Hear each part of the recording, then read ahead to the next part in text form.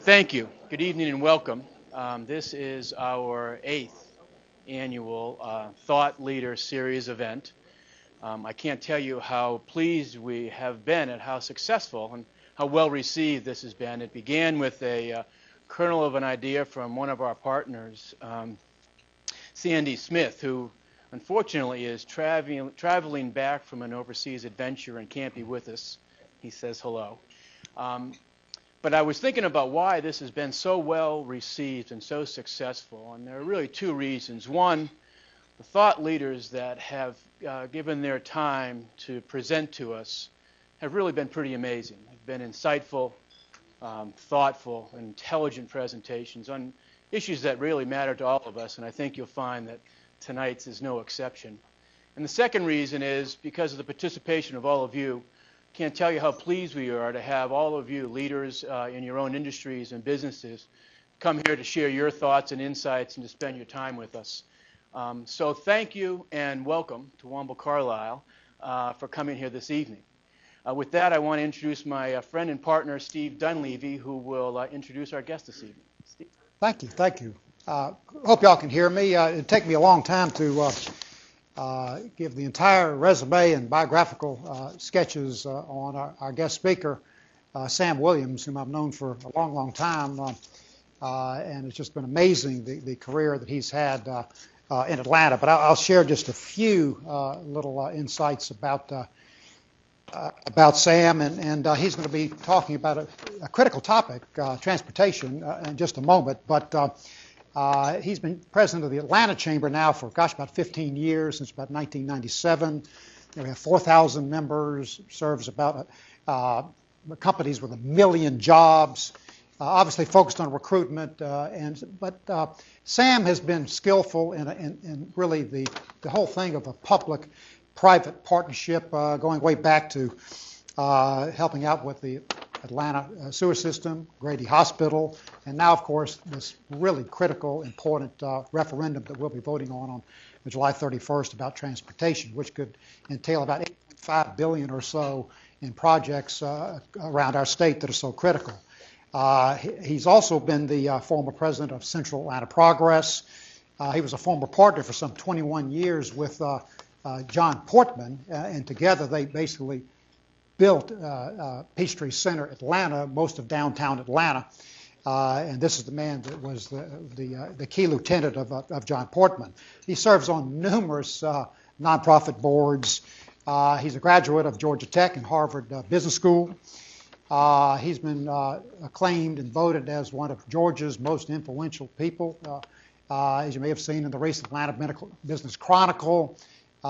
He's been named as one of Atlanta's top 100 most influential people, and there's no doubt about either of those distinctions. And I think soon he'll be inducted into the Georgia State University Business Hall of Fame, if that hadn't already happened.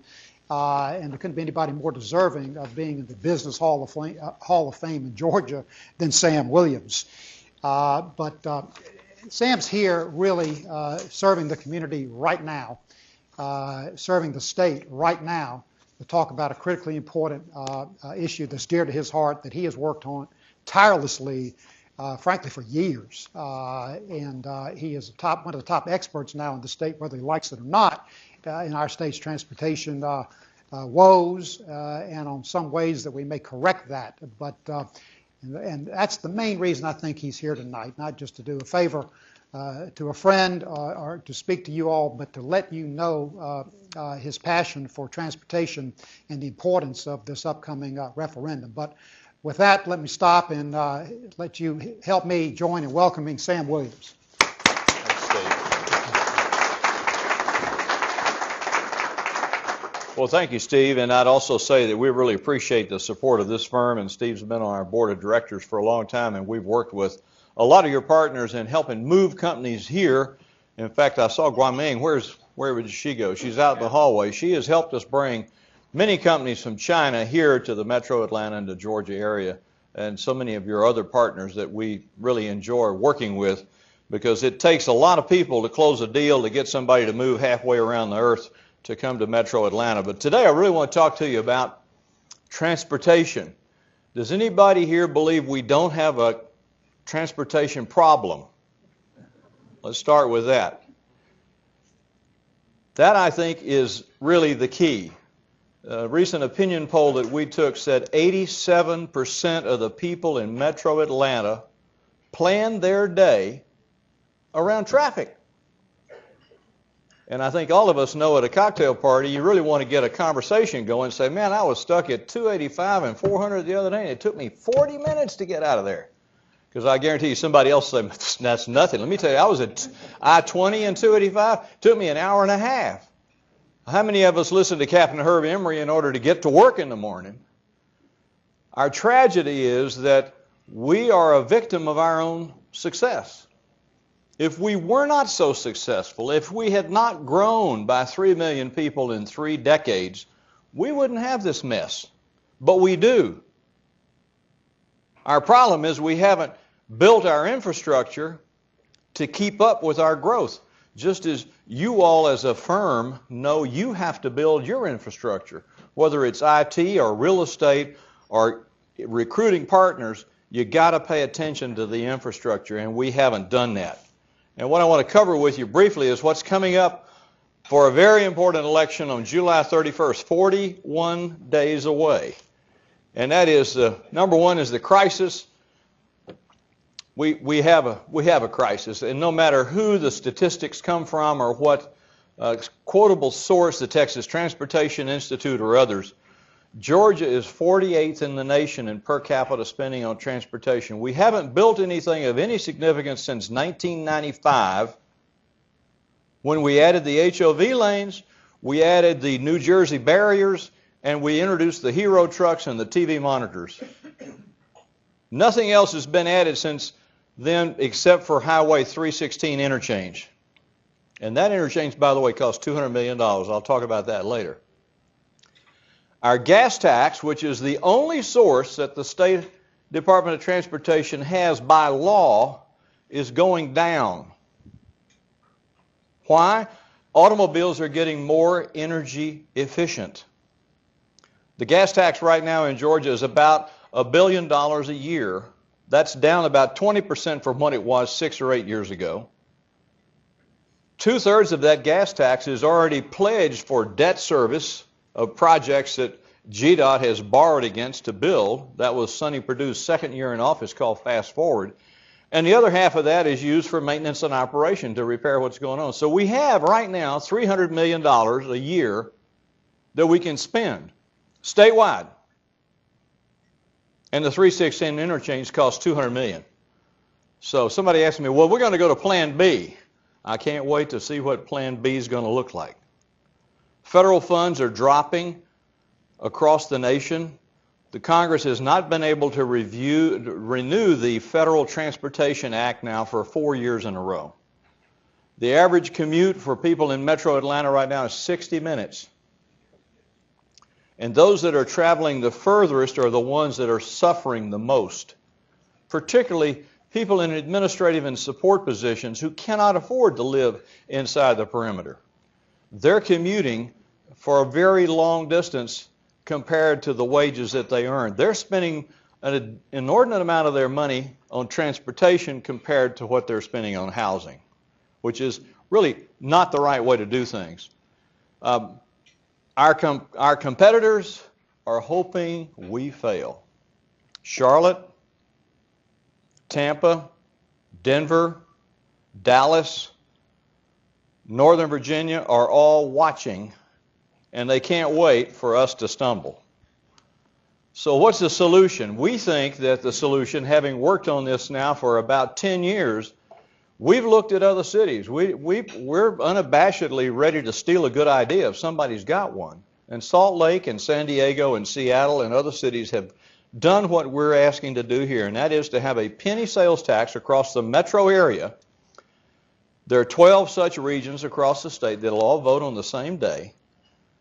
The secret is the money that comes from that penny stays in the region. It does not go anywhere else in the state. That was a huge political political confrontation. I see Al Hodge shaking his head. You know from Rome what we went through there.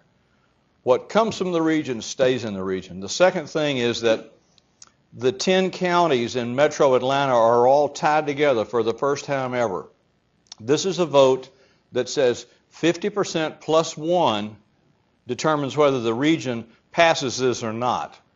Irregardless of what an individual county might do, we are for the first time bound as a region. And really, we're going to sink or swim as a region. The days of Cobb County and Gwinnett and Clayton and DeKalb and Forsyth and other counties, I remember when it was blood sport for Mayor Bill Campbell to throw rocks at Gwinnett County Commissioner Wayne Hill. The media loved it. Reminds me of something my daddy used to tell me. It's like wrestling with a pig. You get muddy as hell and the pig loves it. We've got to stop that friction between our counties because 64% of the people today who live in metro Atlanta don't work in the county they live in. They commute. We're a region. And most voters don't know where the county line starts or stops. This will be $8.5 billion over 10 years in the metro area. 15% of it stays within that county to be spent by the leaders of that county and the mayor, county commissioner and the mayors. City of Atlanta just announced its project list this past week that they said that all of that money would be spent such that any person who lived in the city would be no more than a half a mile from a transit or a transportation improvement. That's how they determine how to spend their money. 157 projects were picked because of 200,000 people gave input. There was a round table, as it's called, 10 county commissioners, the chair of each county government, a mayor picked by their peers from each county, plus the mayor of Atlanta. Those 21 people debated for 9 months and came up with 157 projects. Is it perfect? No, it's not perfect. Nothing ever is, especially when you get 157 projects. Is it practical? Can it be done? Yeah. And my theory is, don't let the perfect get in the way of the possible, because there's no other solution. Also, this is a balanced program that these people picked. It's 50% transit. Transit here, by the way, includes buses. All the suburban buses that run into downtown Atlanta today, the end of this year, their funding stops. This will be the only way those buses continue. Some people exaggerated, this is MARTA going to Gainesville. That's not so. It's not MARTA at all. It's bus systems. The economic impact on this is tremendous. We've had several critics say, well, we don't believe the numbers of 200,000 people. I don't know if it's 200,000 people or 100,000 people. You spend $8.5 billion, you're going to make some things happen. This is 3 times the amount of money that was invested during the Olympic Games. What did we get out of that? A whole lot. It carried us for over a decade.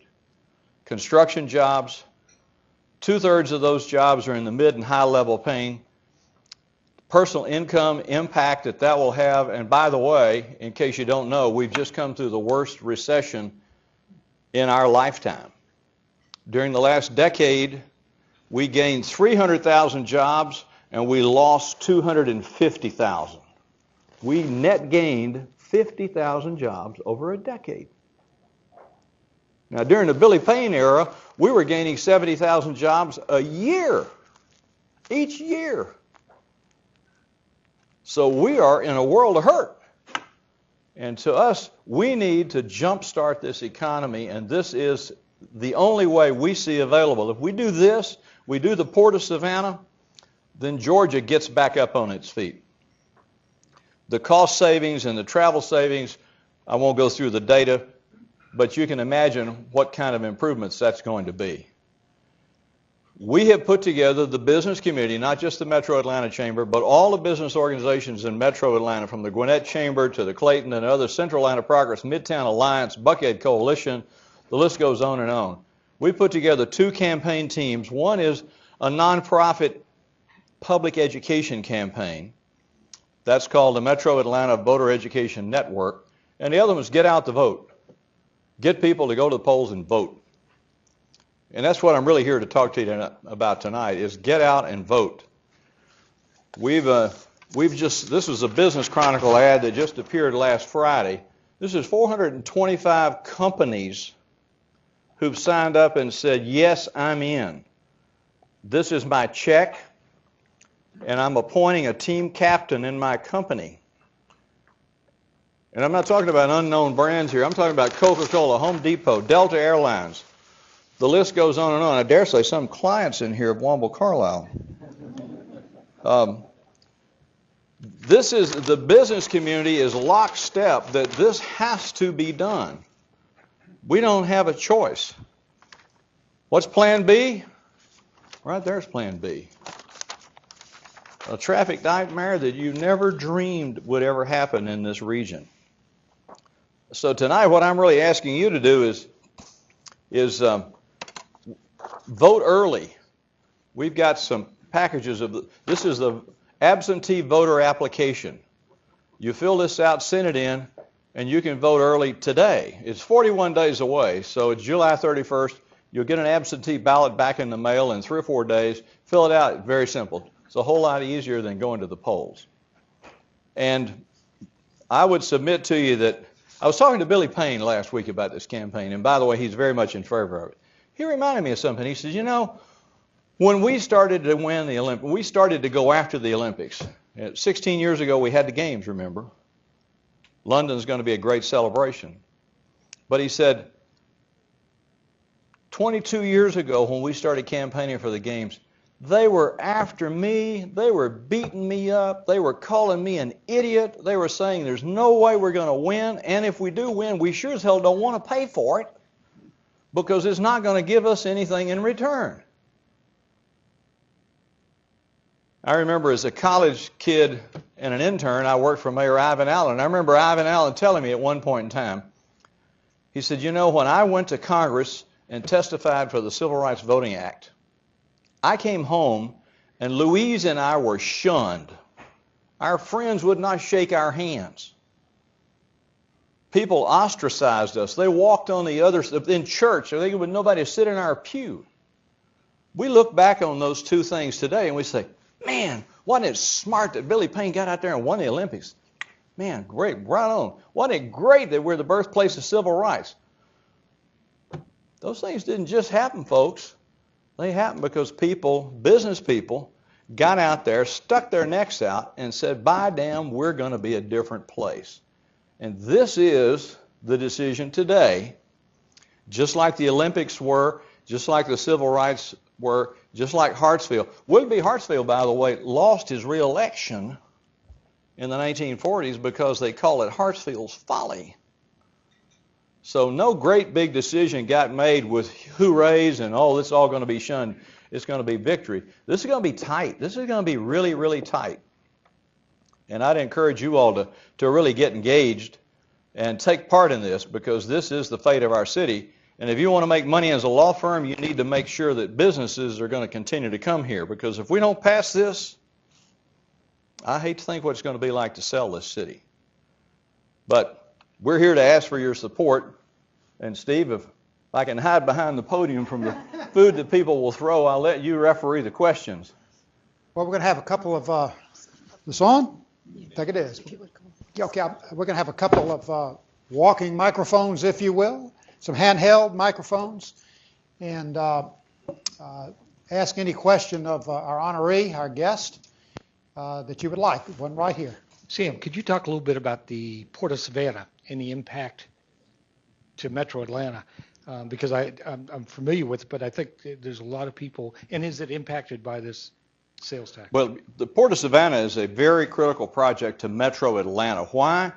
About 2/3 of the cargo tonnage that comes through there, the 20-foot containers that you see on the highway and the railroads, about 2/3 of those containers come right to Atlanta. We have 750 million square feet of distribution centers in Metro Atlanta. That cargo comes here, it's broken down, it's sorted, it's transshipped, and it's a tremendous amount of our economy. The supply chain industry has been in Atlanta. That's why Sherman burned Atlanta. Hell, we weren't even the state capital. He burned it because we were a supply chain. And if we're going to dominate the supply chain industry for the Southeast, we've really got to make sure. That's what somebody asked me, so what in the hell does Kasim Reed care about Savannah for? Because he's smart. He knows that that business comes right through here.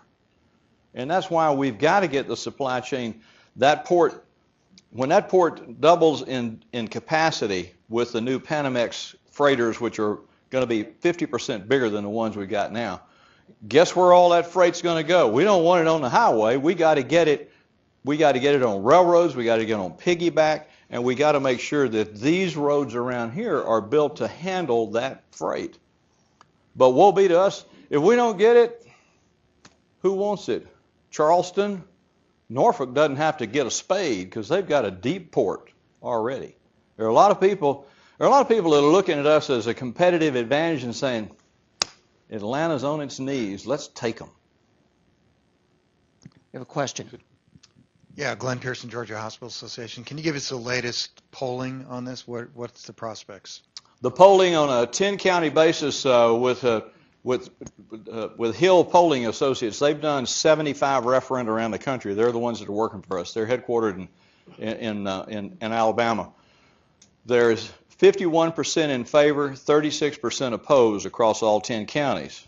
But don't feel real good about that, because Dr. Hill tells us undecided voters, when they walk into the ballot box, they usually vote no. So to me, it's almost a neck and neck. Now, we have really looked a lot at the demographics of what kinds of voters want to approve this, and that's what we're campaigning to. We got 2.5 million registered voters in Metro Atlanta, but guess what? In July 31st, nobody comes out to vote in a primary. There is no U.S. senator. There is no big election. The only member of Congress that's being disputed in the region is John Lewis in Atlanta and South DeKalb. So voter turnout, we're expecting, is going to be about 350,000 people. That's 15%. So we need 175,000 plus one. And we're doing you're seeing a lot of TV ads. We're spending a lot of money on direct mail because we know who those 350,000 people are, because they're the ones that voted 2 years ago, 4 years ago, and 6 years ago. They get habit forming. And we really need to get to them and get the ones to vote yes. The other thing we're doing is we're appealing to companies like yours to get employees and partners out who don't normally vote. They're not political. This is not political. This is economics. Good question. Others? I'm just curious, in New York or Chicago or Philadelphia or Washington or other areas that have much greater populations than Atlanta, you can get onto a train or a subway and get to the office in 15 minutes and leave all the hassle of the roads behind. And I'm curious as to why Atlanta isn't looking to putting more investment into railroads and subways than what's currently being done. Well, it's a good question. I would say that there are two answers to that. Number one is Atlanta is a Sun Belt city that was built on the automobile after World War II. MARTA was passed with great success in the 70s, but Metro Washington was passed in about 9 years later. Washington Metro has expanded 12 times. I mean, Tyson's Corner is now going to be connected to downtown Washington. Metro Atlanta has not been able to expand beyond Fulton and DeKalb County, despite the efforts of business leaders in Gwinnett and Cobb and other counties, because we have much more disagreement in Metro Atlanta along partisan and racial lines than those metro areas have. But the other thing is that Chicago and New York and Boston, they were doing this 100 years ago. I mean, they copied the European model, and there's a lot more dense development. Where high-density development occurs, you can really do an ROI on a transit line. Our densities, except for the core, our density is much more scattered out.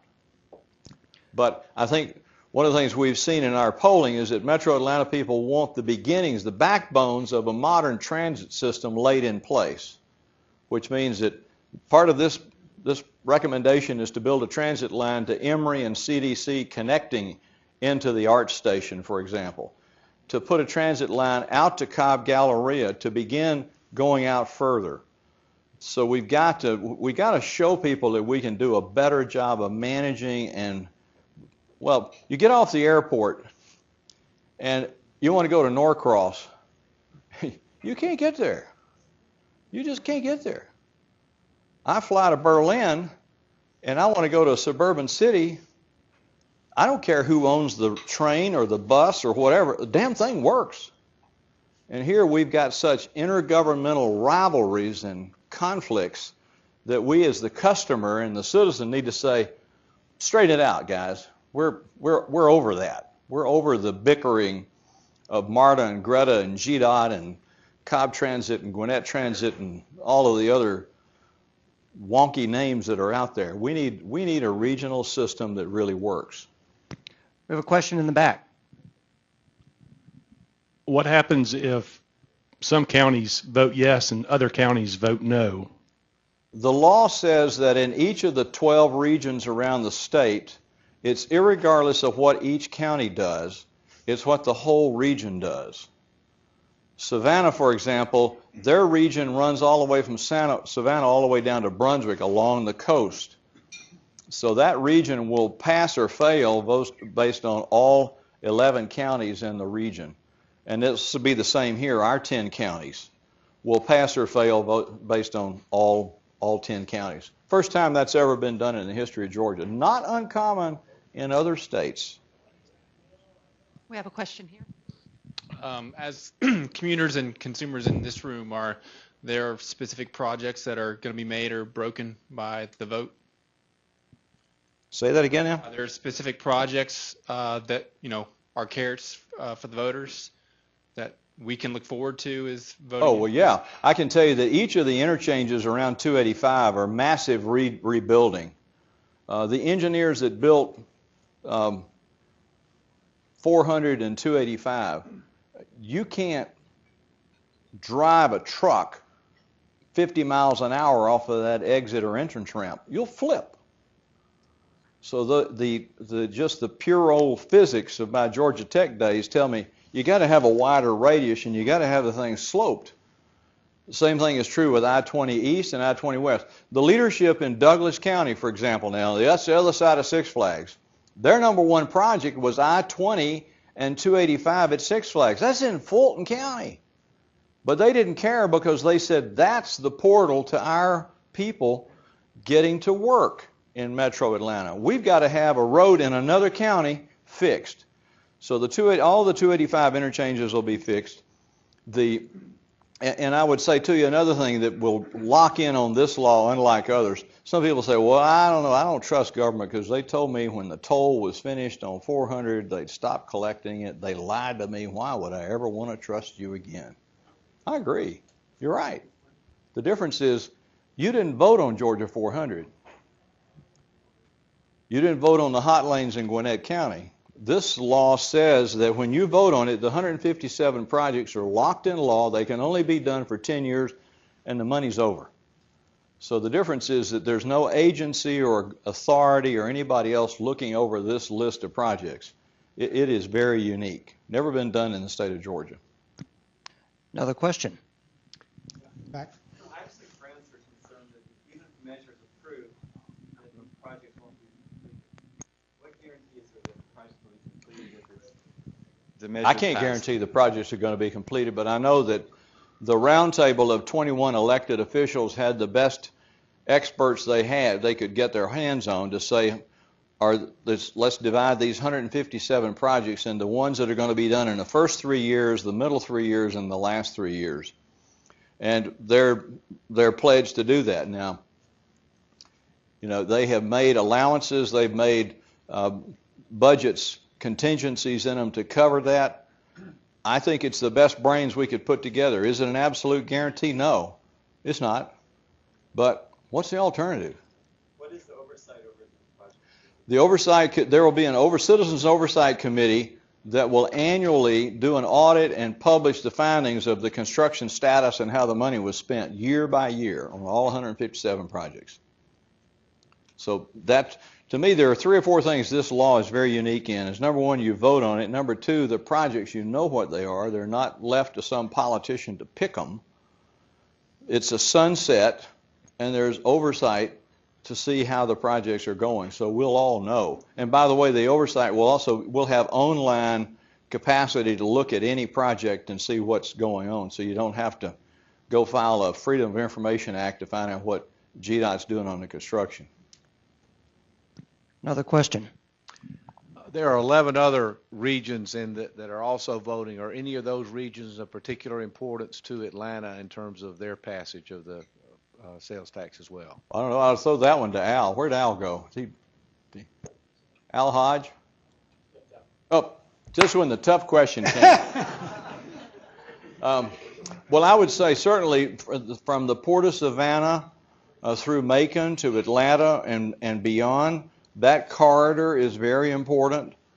And the coastal area of Georgia is very important for a tourism point of view to help our state.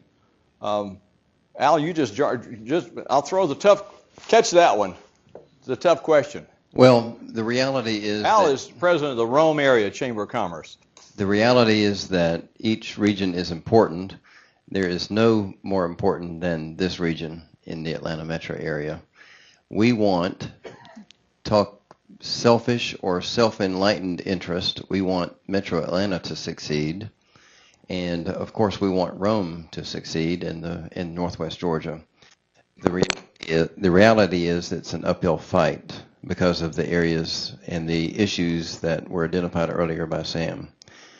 The rest of the reality is we can all make a very positive difference by making an impact and influencing positively the folks to come out and vote. It's significant that you're anticipating a 15% voter turnout. Ladies and gentlemen, a 15% plus one vote can be influenced even by as small a group as this in the room because of the influence that you carry. So we're pulling for you. It is significant that one of the people that has been outspoken in their opposition to the T-Splost, never mind who, but talks about two infrastructure projects in the state that have made a difference for the state. One is the Atlanta airport, and the other is the Port of Savannah, both of which are transportation projects. I don't need to explain that to this group. This T-Splost is critical to the success, not just of Metro Atlanta, but to our state. So look forward to the success of that. Thanks, Al. Back. Good afternoon. Quick question with respect to the State House. My understanding is that every region is treated separately and the monies are devoted to each specific region. My question relates to, let's say we get 5 years into this. 11 of the regions vote no, but this region votes yes. Are there any protections that would prevent the state legislature from deciding to, for all intents and purposes, take the monies that were supposed to be devoted to this region and change where they are actually spent to the regions that voted no? No, because the law says very specifically what comes from the region stays in the region. And now, if a region fails, the region has a right to be reconsidered 2 to 4 years after the failed vote. But I'll tell you, Governor Deal, who's a really big supporter of this, made a speech recently to the Atlanta Press Club, and he said his opinion was, if this fails and it comes back up again, he said, you people won't be involved in picking the projects. He said the state legislature will pick the projects. Yes. Another question. You've raised some very compelling points tonight, and my question is, I watch television, I'm on the internet, I do all these things. 90% of what you talked about I've heard for the first time. For example, the cost of the 316 interchange being 2/3 of what the total annual budget is right now for Georgia. These are compelling points, and how can you get these across to voters between now and 41 days left between now and the 31st of July? Talking to people like you. Unfortunately, the media love, I don't have to tell you all, you've had your experiences with the media. Media love, he said, she said. They're not necessarily going to do the research on the fact. If somebody wants to scream against us, they'll put them on the front page of the paper. So we're having to go out to business groups, to neighborhood groups, and to others. and really try to tell the story of what's really going on here. Now, I can tell you the 3 or 4 things that people always say against this. Number one, I'm against taxes. I just don't like taxes. Well, I don't like taxes either. Number 2, I don't trust government. I don't think they spend the money wisely. And the Georgia 400 thing just broke my confidence in them. The third thing is I don't like the project list. It doesn't have my pet on it. And the fourth thing is that, I think this thing will go on forever. I've never seen a SPLOST that didn't go on forever. Those are the sort of the 4 arguments that people have against them, and I think I've tried to address those tonight, is that there is a sunset. It will have oversight, and the projects are very, very specific. And I can tell you one thing, somebody starts to monkey around with this, the Atlanta business community and the 400 companies on here are going to come after them with meat axes. We are locked onto this one. My old friends that say, don't mess with Texas, don't mess with the Atlanta business community. If this thing passes and they try to screw around with it, I don't think they're going to survive long. The governor and the mayor are both really put their reputations on the line. The lieutenant governor has. We had a fundraiser on the roof of this building or the one next door last week where the governor made a very passionate speech about this, as did the mayor. Each of them have helped us raise money. They've been out talking to people. Now, we've got some legislators that don't like this. Why? Because they didn't pick the projects. They want to pick the projects. Well, guess what? 2.5 years ago when the law was written, a lot of them voted for the law, but now they'd rather reverse the law, but it's too late. I think, the best people to pick projects are the ones that are closest to the population, not those over in the state capitol. So I think we got about the best thing we could come up with. I can tell you that Governor Hickenlooper, who was then mayor of Denver, has come here to see us 4 times and give us advice on how things ought to be done here. We've talked to folks in Salt Lake that have done it. It really helped boost their economies tremendously when they put both of their regional transportation systems into place. And frankly, I just don't see any other money that we're going to lay our hands on. Tea Party's never going to give us a nickel. So if they say, well, we got a better solution, how are you going to pay for it? I'll tell you how they're going to pay for it. Toll roads. Toll roads. If you've been in Florida, you've been in Texas, you know you can't drive 10 miles, 5 miles without going through a toll booth.